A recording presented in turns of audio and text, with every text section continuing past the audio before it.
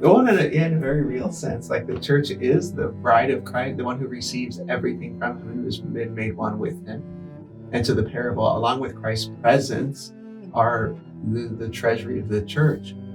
And so we can see like the oil that's used as a healing balm. Obviously, it has an allusion or a reference to the sacraments with their healing power. The fact that there's wine. I mean, wine becomes Christ's blood, which is what cleanses us. Yeah, so already we have these just allusions to these healing, this arsenal of divine mercy that is the churches, which is the churches.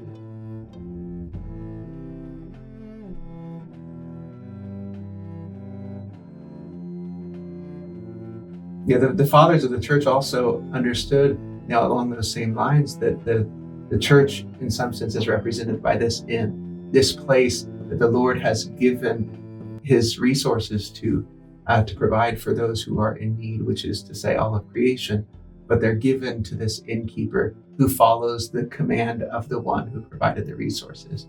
So you have a beautiful sign of the relationship between Christ, his mission, and the church, all represented in this parable.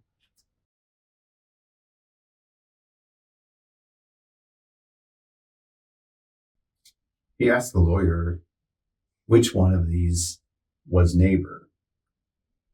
And sometimes I should say when I've read the parable, if I'm not paying attention, you might forget that it's the Samaritan.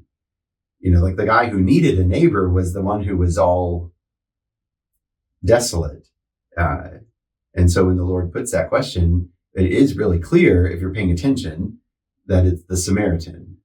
And the man doesn't respond by saying it was the Samaritan, but he says, the one who showed him mercy, which is possibly because it's hard for them to accept that the Samaritans have done something good, but he did get to the heart of why that man is the neighbor.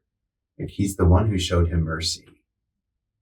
And I don't think that we normally think about our neighbors in that way. Like being a neighbor is one who shows mercy.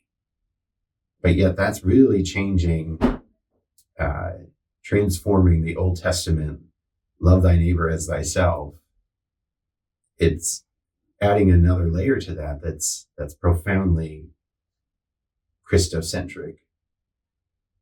Yeah, and this fact that this response to the Samaritan, whether it be for whatever reason, the fact that he's identified by this act of love is a beautiful thing that we also see throughout the entirety of the scriptures, that we're receiving a new name because of an act of love. So many Old Testament figures, because of a promise, have their name changed to reflect this promise with this deeper identity. And in some sense, again, that's all of us, sons and daughters of the Father, given a new name because of an act of love.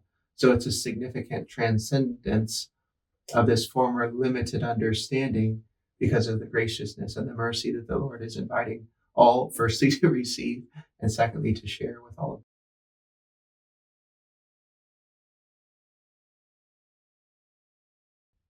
He said, go and do likewise. And the striking part about that is, first of all, that means you can. So what the Samaritan did was not something that only a few people could do, because he said, go and do likewise. And so, in a sense, not only what we mentioned just earlier about the Samaritan, or the man identifying the Samaritan as the one who showed mercy, that's the neighbor, and now we're supposed to be that. And in some way, it's very easy for us to inadvertently find ourselves in the same situation. We could hear this story and say, oh, I'm supposed to go and have mercy on all people, which is correct, which means, should I get in my car and drive all around town trying to find this one person? It's like, no, how about you not walk by the person who the Lord has placed in your path in that moment in the day? It applies to us, really. Yes, we are supposed to carry out the corporal and spiritual works of mercy, absolutely, and go out of our way to do those things. But how much and how often do we find ourselves not responding to someone, or just taking a little route around them so as to avoid the inconvenience and the burden of tending to someone that the Lord has placed in our midst? So go and do likewise applies to so many moments in our life, not just the isolated one that we want to go out of our way to, our ordinary way to find. These are the moments that are on our road. These are on the road of our day, of our life, that the Lord is asking us to go and do likewise in. When Mother Teresa was, in a sense, discovered, an Englishman found out some of the work she was doing, Malcolm Muggeridge, and so all sorts of Westerners started flying to Calcutta. And she would always say, you do not have to come to Calcutta. Like, there is somebody in your neighborhood who needs you. You don't have to come here to find people to serve and to take care of. We're in Blessed Sacrament. Like, we are right next to downtown, and we have all sorts of people that we can go and do likewise to. And it's not just about people who are poor or homeless or all those things. Like, it literally can be our next door neighbor who needs mercy. If you think about how society is broken down in such a way in our time, in our country anyways, where it's not unusual for people not to even know their neighbors anymore. And so even at just a very base level, like, knowing and trying to get to know your neighbors is not a bad thing. It helps to live this parable in a small way.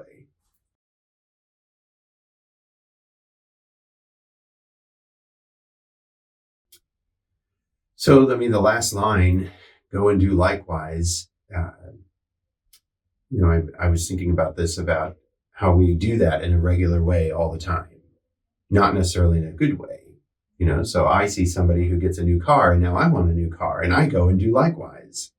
Or I see somebody who gets the latest this, and I go and do likewise. But when it comes to actually having to step back and not allow my emotions or my passions to dictate a response, but to think, how does God want me to go and do likewise?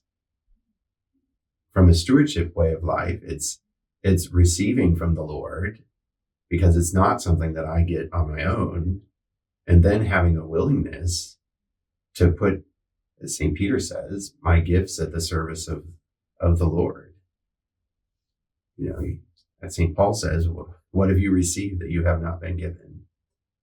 Yeah, and that's obviously the heart of stewardship. And in a way, too, we can see it with the innkeeper. They are given resources from the Good Samaritan, and they use these resources to provide for the man. So not just in the call to the person having a discussion with Jesus, but along the way, these characters in the story exemplify a life of stewardship. They've received resources specifically for this aim. And so the church, likewise, all of us in our stewardship way of life, these are the resources that we have been given, and we've been given them for something. It's not just a generic, oh, well, here's all your time, your talent, your treasure, do with it what you will. It's like, no, this is for the service of the kingdom. This is for the sake of his mercy to be shared with the world. So we can see that exemplified throughout the entirety of this story. And I think also part of that application in a stewardship way is, first of all, in your own home. I preached on this several times in the last couple of months, but your first neighbor is your husband or your wife or your children or your parents or your grandparents. Like, it's not always out there as in somebody we don't know, although we have an opportunity and a requirement for the people we don't know, but not ignoring the people in our own home. To think about that, the one who showed mercy. Now go and do likewise to your wife or your husband after you had an argument, or to your kids or your kids to the parents when they made a mistake or they did something wrong and you're disciplining, but with mercy.